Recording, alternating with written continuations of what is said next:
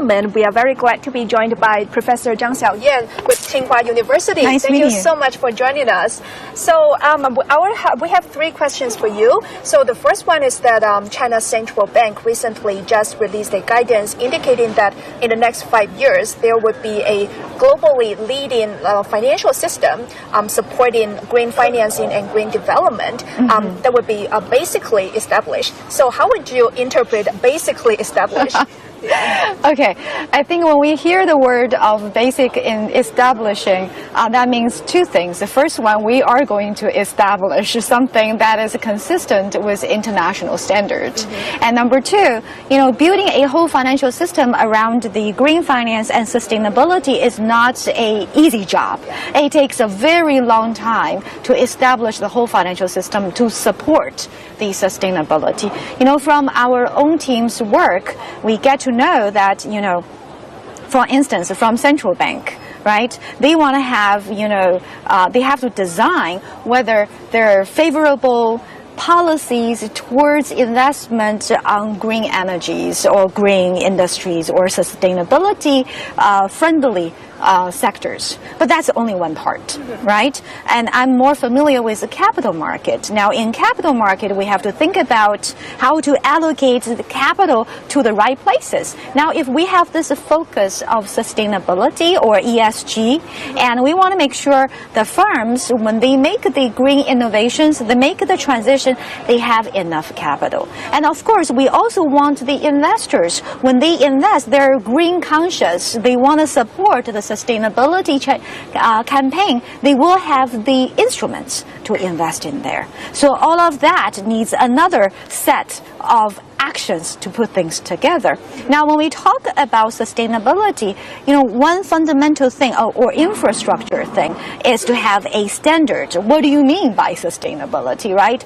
You have to have accurate numbers about emissions. So that needs, you have to count how much emission there is, the carbon, barometer if you want. And then we also have to establish the nationwide price for carbon emissions. And then can we trade on that? How do we do risk management about that? You see, I have been counting so many things, right? We have the infrastructure, we have the investment system, we have the financing system, we have, we actually also need a fiscal policy to be supportive of sustainability. And then we also need the carbon market to be established. It's a huge, tremendous amount of work.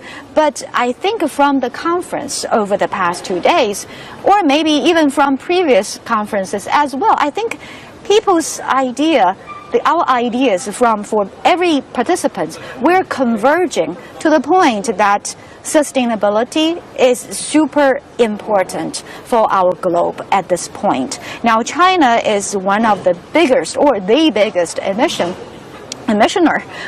of the globe, and we're taking this very seriously. We might start slow at the very beginning, but right now, at this point of time, our government, our regulators, our society, everybody is trying very hard to make this to work. And we have to be patient. It will take a little while to make it work in the system. Yeah, so that would be a much more advanced system that we can look forward to.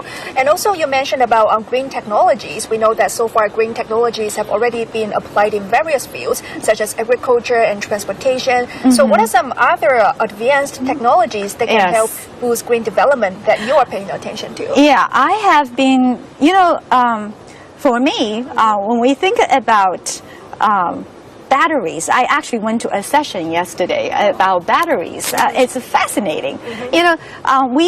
So China right now is already a global leader for producing solar panels. We're already a global leader for producing electric cars, right? But I think, right now I have been paying attention to batteries, because for the electricity generated from solar panels, from wind turbines, you have to store them effectively, efficiently. So I have been paying attention to batteries. I think that, people have already been paying attention to batteries, but I think there are more spaces for everybody in this industry to have more efficient batteries that can store the electricity because right now it doesn't matter whether it's solar energy or wind energy, it has seasonalities, it has variations over the day or over different days. We need a stable source of electricity storage. Battery is one thing I care about. And the other thing I have been paying attention to is whether we can use artificial intelligence to efficiently allocate electricity. For instance, in China, we have a very powerful state grid. And can we use artificial intelligence somehow to make it more dynamic and put energy through to the places most, they need the electricity the most. And when we have surplus of energy, can we store them efficiently?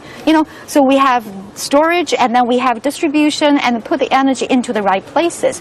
That is a combination of, artificial intelligence and the green energy. Those are the two things I have been paying attention to. Yeah, these are all very innovative solutions and also futuristic things. Also, looking forward, what are some new growth opportunities in this sector that you have been following? I think right now, I'm not an engineer. So for me, I have been I think right now, one thing is really, actually two things are really pressing. Number one is this national system of carbon trading. We have been talking about sustainability. A lot of that is related to net zero.